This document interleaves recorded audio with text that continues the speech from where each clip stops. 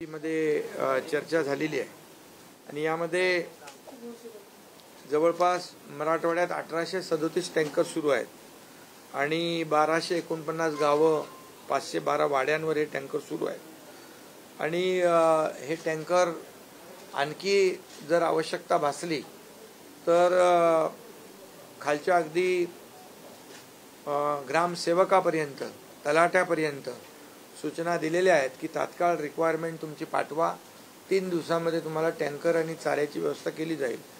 म्हणजे त्यामध्ये एक जाहिरात देखील काढलेली आहे की त्यामध्ये नंबर दिलेले आहेत प्रत्येक जिल्हाधिकाऱ्यांनी की आवश्यकता जर टँकरची वाढली, चाऱ्याचा प्रश्न असेल, टंचाई असेल तर तात्काळ त्या ग्रामस्थांनी त्या नंबरवर संपर्क करणे, त्यांना 3 दिवसाच्या आतमध्ये त्याची पूर्तता केली जाईल अशा प्रकारची तजवीज व्यवस्था या ठिकाणी केलेली आहे। पाणी देखील जे आहे स्वच्छ पाणी असलं पाहिजे, पाण्याचा दर्जा आणि गुणवत्ता तपासण्याच्या देखील सूचना दिलेल्या आहेत आणि मला वाटतं यामध्ये आपण पूर्वी जसं डीपीडीसी मधून चाऱ्यासाठी पैसे दिले होते, चारा उगवण्यासाठी, तर त्याचा मोठा परिणाम या ठिकाणी जाणवतोय आणि जिल्ह्यामध्ये पुरेल एवढा चारा या ठिकाणी आहे। आवश्यकता भासली तर अधिकचा देखील आपण चारा उपलब्ध करण्याच्या सूचना दिल्यात। त्यामुळे एकंदरीत सर्व जिल्हाधिकाऱ्यांकडून आढावा घेतल्यानंतर पिण्याचं पाणी, पिण्याच्या टँकर आणि जनावरांना पिण्याचं पाणी आणि चारा या बाबतीमध्ये कुठेही काही कमतरता भासू नये अशा प्रकारची सगळी तरतूद या ठिकाणी केले आणि कुठेही भासणार नाही अशा प्रकारच्या सगळ्या सूचना दिलेल्या आहेत। त्याचबरोबर जुने जे काही आपल्या ज्या पाणी पुरवठा योजना ज्या आहेत त्या पाणी पुरवठा योजना जुनी बिलं जी पेंडिंग आहेत, थकीत आहेत, त्यामुळे नवीन कनेक्शन देण्यासंदर्भात देखील सूचना दिल्यात की जुनं जे बिल आहे ते त्याचं काय करायचं ते नंतर बघू, परंतु त्यामुळे थकीत बिलामुळे पाणी पुरवठा योजना बंद पडू नयेत, बंद राहू नयेत, त्यामुळे त्याही सूचना दिल्यात आणि तशा प्रकारचं तात्काळ अंमलबजावणी होईल। आणि यामध्ये आणखी भविष्यात देखील जी आपली भूजल पातळीची मध्ये घट आलेली आहे त्यासाठी जे रिचार्जिंग आहे, पुनर्भरण आहे, या संदर्भात जलयुक्त शिवार, जलसंधारण विभाग आणि जलसंपदा विभाग यांना देखील सूचना दिल्यात। वॉटर लेवल कशी वाढेल या संदर्भातलं जे काही उपाय करायचे आहेत, मग NGO आहेत, अनेक NGO आहेत, त्यामध्ये नाम फाउंडेशन आहे, art of living Shri Shri Ravishankar आहे, त्याच्यामध्ये आप्पासाहेब धर्माधिकारी प्रतिष्ठान आहेत, अनेक NGO आहे, आपला आमिर खानचा पण काय पाणी फाउंडेशन आहे, मुथांचं जैन इरिगेशन आहे, असे अनेक NGO आहेत, त्यांची देखील मदत घेऊन यामध्ये गाळमुक्त धरण आणि गाळयुक्त शिवार म्हणजे स्टोरेज कॅपॅसिटी वाढवणे। आता 1 महिना आपल्याकडे 1-1.5 महिना आहे, तर यामध्ये देखील जे काम सुरू आहे त्यांनी केलेलं, पण अधिक प्रभावीपणे मशिनरी त्यांना देणं, त्याचं डिझेल जे आहे आपण प्रशासनाच्या माध्यमातून डिझेल देण्याच्या सूचना दिलेल्या आहेत। त्यामुळे स्टोरेज कॅपॅसिटी वाढली की आपल्याला पाणीसाठा वाढेल आणि हे जे काही गाळ आहे तो देखील शेतकऱ्यांना उपयुक्त असा पडेल आणि शेतीला त्याचा फायदा होईल, तोही आपण सूचना दिलेल्या आहेत।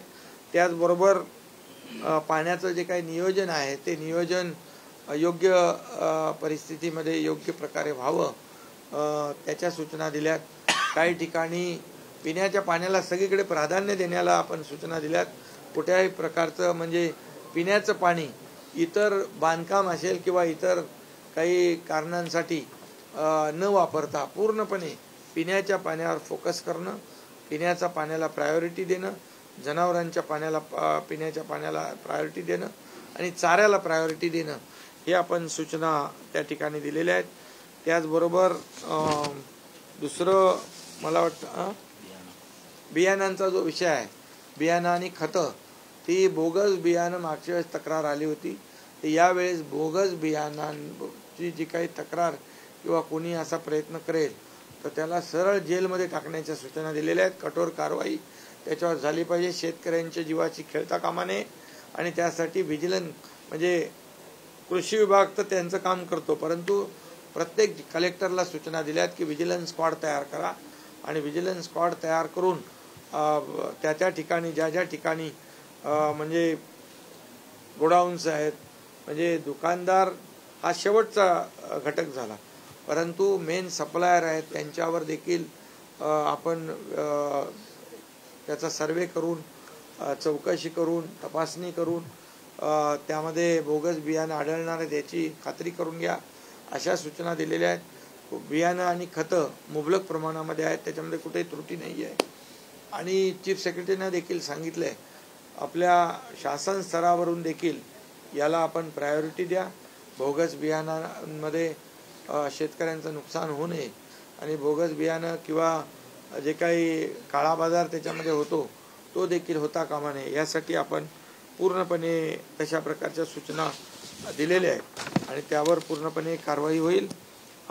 त्याचबरोबर पावसाळ्यापूर्वी जे काही प्री मान्सून वर्क आहे ती काळजी आपल्याला घ्यायचं आहे. काही गावं जी आहेत आता अवकाळीमुळे काही नुकसान झालं आहे त्याचं युद्ध पातळीवर पंचनामे करा, त्यांचं नुकसान भरपाई द्या. पावसामुळे काही गावांचा संपर्क तुटतो, त्या गावांमध्ये औषधं धान्य साठा मुबलक प्रमाणामध्ये असला पाहिजे, यासाठी देखील आपण हे केले. साथीचे आजार होऊ नयेत याची देखील आपल्याला काळजी घेण्याच्या सूचना दिलेल्या आहेत. वीज विभागाला देखील सूचना दिल्यात की